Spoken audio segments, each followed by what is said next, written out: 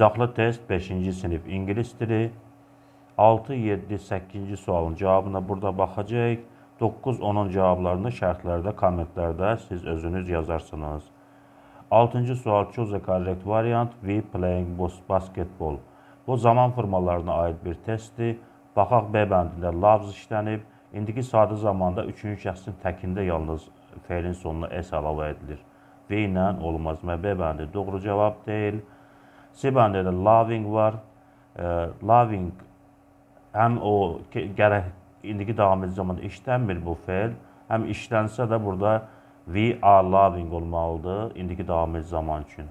C bəndi doğru cavab deyil. D bəndində to love var. Biz indiki sadə zamanda tonu atırıq, feili cümləyə daxil edirik. A bəndi doğru cavabdır. We love playing basketball. Biz basketbol oynamağı sevirik. 7-ci sual complete the sentence is in Paris. Paris'tədir. Nə Paris'tədir? The Eiffel Tower is in Paris. Eiffel gülləsi Paris'tədir. A bəndi doğru cavabdır. Big Ben İngiltərədədir. The Kremlin Moskvadadır. The Maiden Tower Qız qalası Bakıdadır.